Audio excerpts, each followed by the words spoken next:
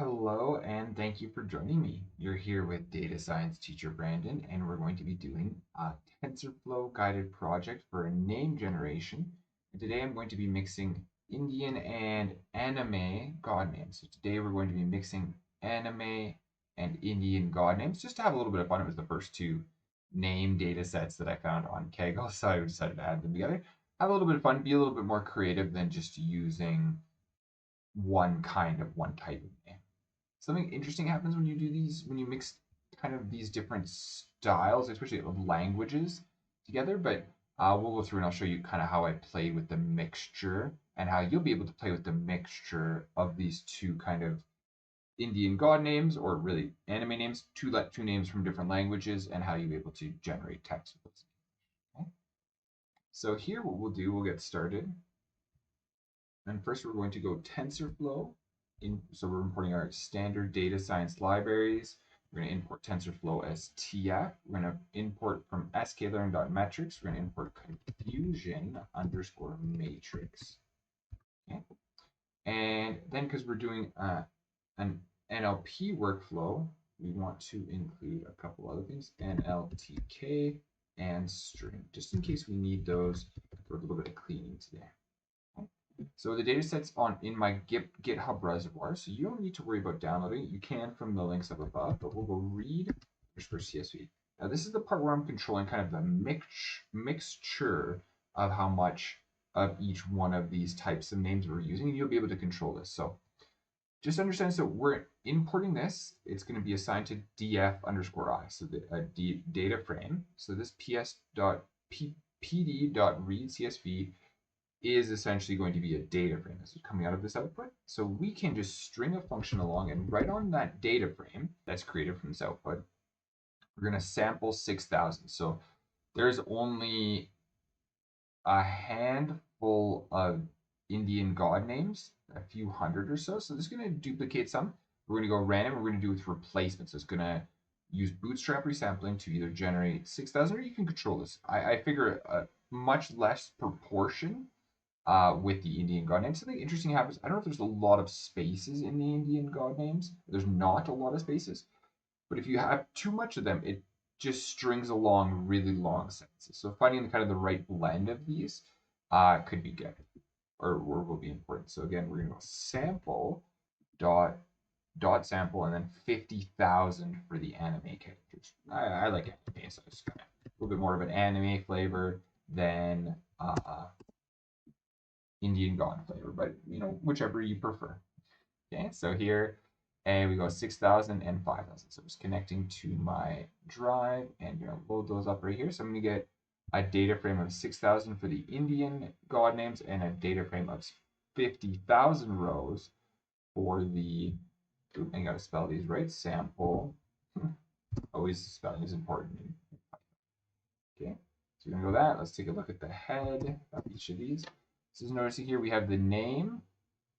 There's a lot more information in the Indian god names than we really need, but we're just going to be using the English name. So the name in English, but we also have in Sanskrit, mantra, meaning, and a whole bunch of other things as well that you could have a lot of fun with if you wanted to. And maybe one day we will when we get to the functional one. This is noticing here that one column is saved as an index, basically just index values, and then we have a name, but we also have an underscore instead of a blank space. I think it would be nice to make sure at least that these would be similar between the names. These names don't really have, so the Indian god names don't really have spaces. And that's actually a problem because you end up getting these really long names that just string on forever. Something we could do, we could maybe in another project try adding a white space to the end of this so it naturally has an end, and then would continue, either end the word or continue into the next word. Okay? So it really depends. So just looking at those data frames right here, so we're going to merge them. One thing we want to do, we're going to merge on the name. So we need to make sure that they both have the same name spelling. So just noticing here, this has column name 0. What I'm going to do is I'm going to change that to column name, or sorry, when the I column, I'm going to change the DFI into name, because in the original one, it wasn't that. So we're going to select out the name column from DFI. Okay. So then in the next one, I'm going to go columns. So DFA the anime characters dot column. So I'm going to set the index value and the name so that now we have both of these with the same name as our values. Okay, so select that. Okay, so we're going to create a data frame of only one column. This is not a series though. This is a data frame because it has a title, so we'll be able to merge these. Okay, so what we're going to do is we're going to use pd.concat and stick the Indian gods and then the anime characters, and we're going to go across axis 0, which means we're going to go vertically. Axis 1 would be horizontal, so vertically we'll match up the name, the index value, the column titles, and create a really long data frame of 56,000. Okay, of one value. Okay, so then I'm just gonna remove the underscores right here. So we're gonna go str. So we're gonna take the name from our data frame. And notice here that I assigned it to df. My main data frame that I'm gonna be working with, I usually call df just because it's nice and short and easy to keep track of, easy to array of. Okay, so now we're working with df. So df.string.replace. We're gonna replace this underscore with just a space, adding the white space in there to kind of make it a little bit more natural. Number of words. I use this argument as the number of characters in this. It could be number of words, no bigger workflow, but just to kind of stay consistent with this, I just call it number of words, even though technically here it means number of characters. So I'm going to say 24, just because we have a lot of extra ones that really do not have a lot of value. So you could go up to, I believe there's 41 characters in total. So you can have this higher. To make our training a little bit easier, I started with 24. You do sometimes find, though, in the name generation, we'll have this out of character. So it tries to generate one of the names, one of the characters that isn't part of this, and it puts this value in here. So you will see that, but let's go through and generate the name. So we're going to go pd or tf.characters.preprocessing dot text dot token. Here we're going to put the num words is equal to the num words from up above. So it will still understand that there's more characters in here, but it won't be feeding it into the model. It won't be, when we're processing our data and turning them into numbers from words or from letters, they will not appear. So that would be the one thing that to note. Okay, so filter, so we're going to set our num words to this. And then we're going to change our char level to true. Char level equals to true. So this is going to, if you set this equal to false, which it is by default, it pulls the words out, but we really want the characters. So filters. Oops, sorry, I spelled that out. Filters. Always got to remember those S's. It's important when you have it. So filters, we're going to filter out all these values, and then we're going to get the character. This is the important for the text generation, is we're doing it at the character level, not the word level. You can take your choice, but yeah.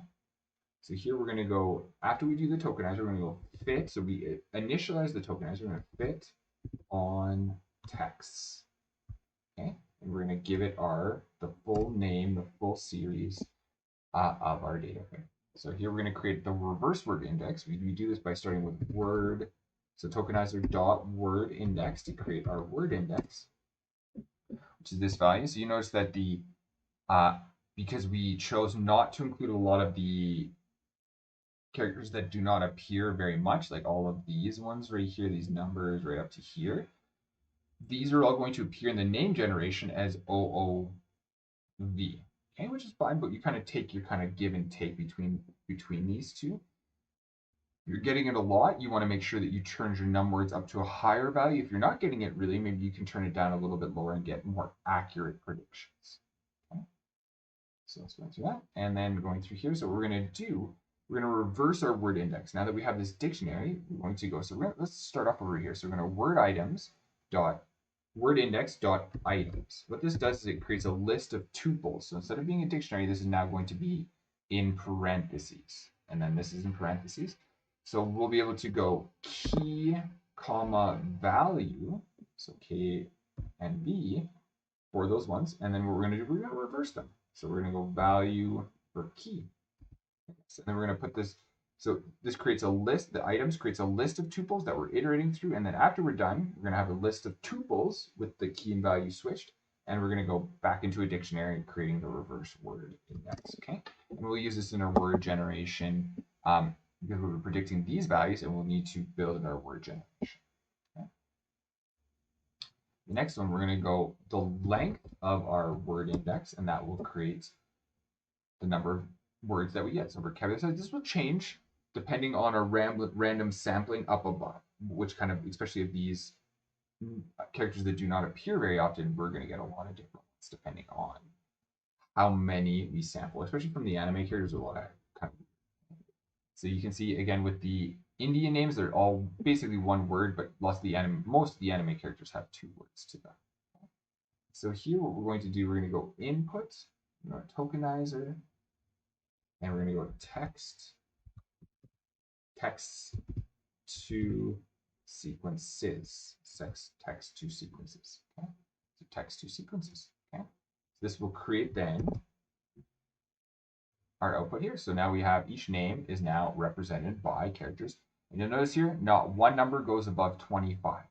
Yes, it is kept track of in the tokenizer, but it is not actually then iterated back into this text to sequences, okay, or into our sequences. It doesn't appear, so we only go up to the number 25.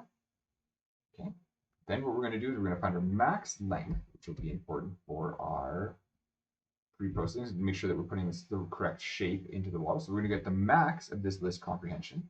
List comprehension is going to go 4S in input, so it's going to go through each one of these. So it's going to go through this input, and it's going to get 4S, which is the sequence. It's going to get the length of this, and it's going to go to the next one, and the next one, and the next one. So it's iterating through and getting the length of each one of these.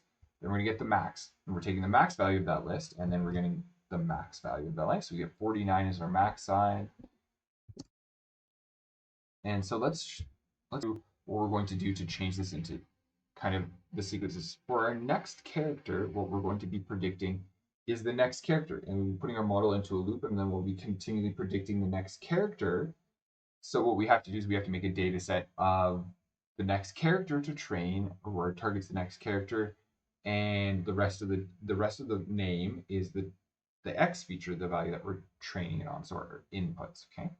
So what we're going to do is we're going to go for name and input. So we're going to go through this. We're going to go through each one of these here, and then we're going to go if the name is bigger than 2, we're going to do a list comprehension right here. So talking about this list comprehension. So we're going to get the length of the name. So we're going to iterate through now each individual one, and we're going to go range from 2 to the length of this for I, and then what we're going to do is we're going to be taking I. So we're going to start at 2. So we're going to start this one, and then we'll just get these 2 right here. Then we're going to go to the next one. We're going to get 3. Then we're going to get 4. And you can see here we get 2, 3, 4, 5 values, and so on. So we create now, we're not done yet. We now have the sequences where we have essentially a sequence for every next character. So we're going to do a little bit more to change this into our workflow, but we're getting close now. Okay, so we're going to go keras.tils_sequences.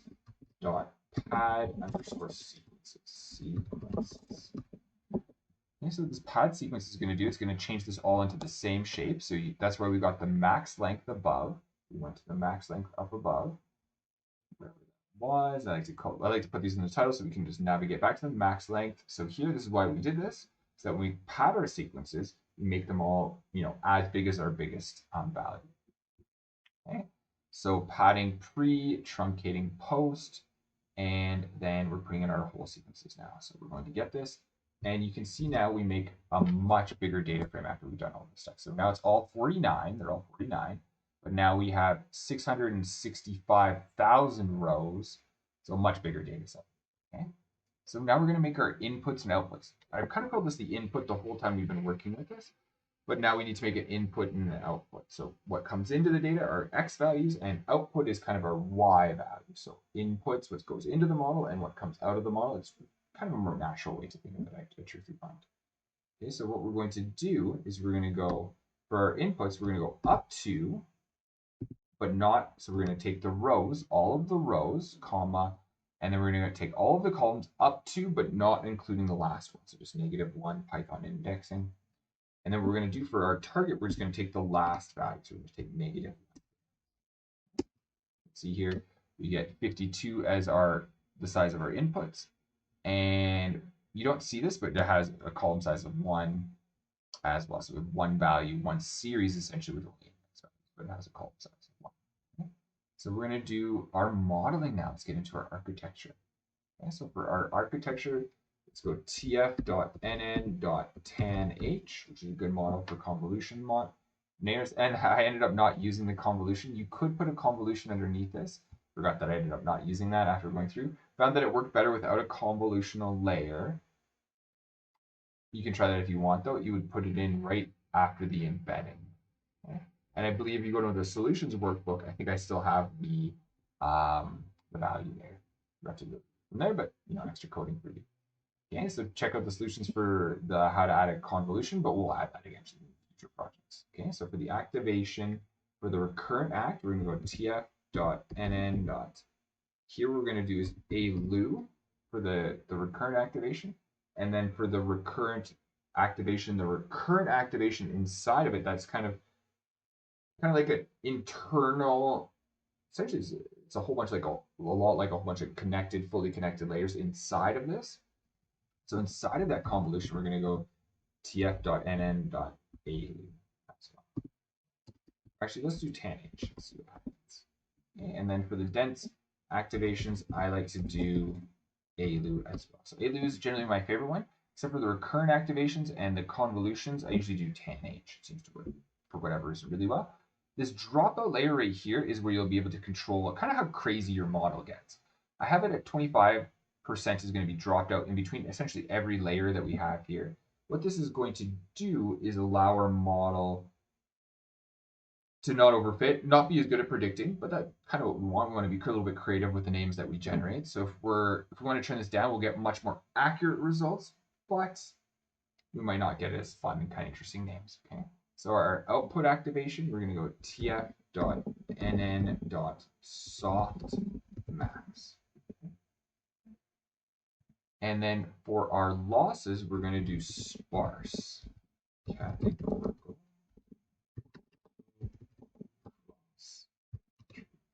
The reason that we're doing sparse is because we're giving it a column of just one dimension. We don't have it one hot encoded style where it's one column for each class that we're trying to predict. Our model will need to do that, but it will do that kind of internally, and our predictions will come out that way. But if we're putting in just one column with many classes in that one column, we give it sparse. Seems kind of different than you would think, but it's going to turn this into a sparse. This is working with it. That's how I remember this. So if we give it not a sparse, it's kind of just one column, it's going to need to turn it into a sparse vector for the linear algebra that happens inside a neural network. So we do that for optimizer. I find Atom is a good optimizer for NLP, so I'm just going to use Atom here. For this one, we're going to do is we're going to tf dot. So as we get into our architecture, we're going to do tf dot keras dot layers dot. First, we're going to start with embedding. An embedding. Okay. And then we want to set our input underscore length be the max shape -1, because remember, we're not using the full max length anymore, and our max length might change, so it's good to have this as a variable versus putting it in, because we're randomly sampling all of our rows. So we might have rows that sometimes we don't have some names, so we might have a different max length sometimes. Not always likely, but it could happen a little bit. So after we have our embedding, we're going to have our LSTM length. We're going to set our recurrent neurons, and our recurrent neurons are 256. I find it's good to have more with NLP. You do have to be careful, though, for sure. It can be very long training times and overfitting. So we're going to do, after we do our dropout layer, we're going to do, after we do an LSTM, we're going to do dropout, and dropout is 25%. Then what we're going to do is we're going to go dense, and just do a dense fully connected layer with ALU activation. We're going to do another dropout layer, then another dense layer, then another dropout layer. So I found three kind of sections of this, 3 dense dropout, dense dropout, dense dropout, 3 of those combinations. To be good in this, sometimes I would say that not always is needed to have dense layers after your recurrent layer. I experiment with it. I tried, just commenting these out and seeing if I did better or worse. I tended to always get a better prediction with these dense layers. That is a risk, though. You really can start to overfit your model with this many dense layers, kind of finishing off your model. You have to be very careful, and that's why we're adding a dropout layer after every dense layer. Let's run these, make sure that we compile our model well. And I'm just noticing here, loss equals to the loss that we set up above, optimizer equals to our optimizer that we set above, and we're asking for the accuracy metric. Because the sparse categorical cross entropy is understandable, I guess, but it's not superhuman understandable. Okay. So then in our next one, we're going to fit our model. So we're going to go model dot fit, and we're going to go validation split, and we're going to go epochs equal to the number of epochs we have above. So epochs above, which is 4. So I find you really don't need to train NLP for very long, because it really, you'll find, start to get the dreaded overfitting. So I'm going to start training this model. I would normally not wait for this, but I started to train my model. And while this is training, well, we'll see how long this takes. If this takes a really long time, I might not wait for this whole thing. But what I wanted to do is I'm using the premium compute units. You can change this runtime, change runtime type to GPUs. I'm using the premium one, using a little bit of my credits. I don't like to use this unless I have to. I was hoping that this wouldn't take too long to train so that we could finish it off. If that is going to take a long time, then we won't finish it off. So we'll do pd.data frame, and then I'm putting in the history object, which is coming from the up above, h, and then h history. And then I'm just going to go plot. So h.history, and then I'm putting that in a data frame, and I'm going to plot, use pending plots to get the, by default, a line graph of those values. You can see how quickly we converged. If we were to train this, you'd see the green going way above the blue, meaning we're overfit. So this is kind of the point where we started to overfit, was at 3 epochs. So then what we're going to do is we're going to predict our values. So we don't have a train test split, so we're just going to predict with our inputs. Okay. And we're going to get all those values. We're going to get a length of our predictions. So our predictions are a length of that. And what we're going to do then, we're going to create our confusion matrix. And we're going to go arg max, because our length is our width.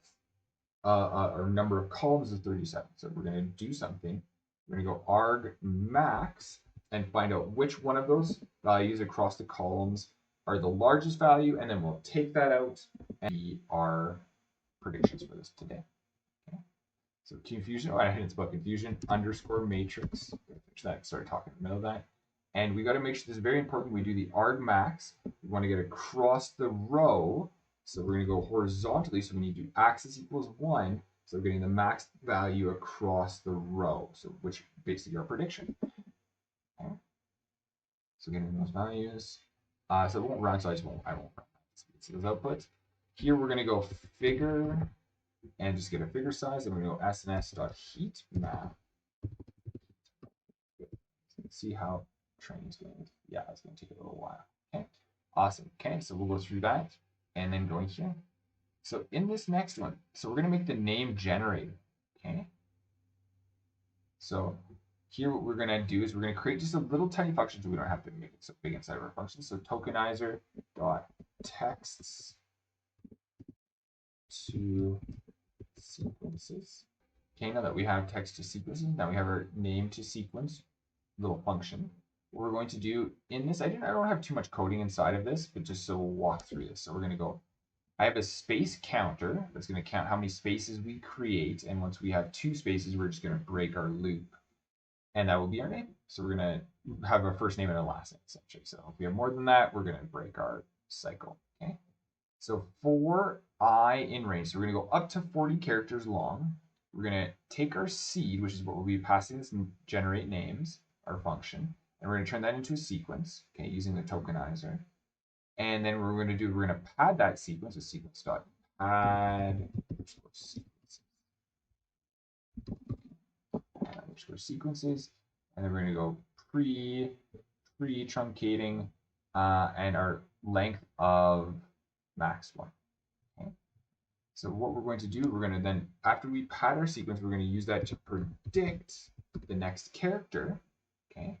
And then we're going to go, okay, so next what we're going to do after we pattern our sequences we predicted, we're going to go, this is when we use the reverse word, spell right, word index. Reverse word index. Okay, so using that from up above. Go tf arg max to again get the position of this. And because it's a NumPy or TensorFlow, we're just going to go dot NumPy to get just the value out of this. If not, TensorFlow usually gives you metadata as well, which you're not usually super interested in for our purposes. Okay, this is our function. And then what we're going to do is you'll just be able to give this any number of values. You can just do 1 or 2. I usually just start with 1. And it's going to generate, see, Daisuke Kanewamuraski. It's a little bit more, you can tell it's a little bit more English, or sorry, Japanese. And that's because we use 10 times more Japanese names. But the fact that this name doesn't, it kind of goes on so long, that has to do with the Indian names only really having one, not really having any spaces. So you have to be careful. Too many Indian names, just the way that the data set works, they're just going to generate really long names that never end because there's no spaces. Okay. Well, that will go up to 40 characters at the very least. Okay, so after we generate, what I do, I like to just kind of have fun and see what we get. So I'm going to loop through a list of A, B, C, D. So I create, so for C and A, B, C's, I'm going to generate every one of the C's. So I'm going to start with every character. You can have a lot more fun with this. But here, what I'm going to do, so on the letter A, Akira Kanakaragi, B for Bataka, you can see some of these names. And this is when it tried to generate a name that was not part, or a letter that was not part of the 24 that we use. So getting a lot of these, you might want to, you see we get some of these, you might want to turn that up a little bit, didn't get too many. And this is just saying it's trying to predict one of the characters that were not part of those principal 37. Okay. And you can see we get some really interesting long names. I think one of my Lynn Charles was kind of one of my favorite ones from this, or June Kaname Kawaragi. I don't know. These are kind of funny. Anyways, so I hope this is fun. You'll see, have so much fun with this. I spent days and days and months playing around with something fun like this. So this is a really cool use, and all we're doing is we're predicting the next character, and now all of a sudden our AIs can talk. Okay, so we can get much more complex with this, and we'll eventually get to the chat GPT level, but this is a good starting point. Okay, so thank you very much for joining me today, and I will see you next time.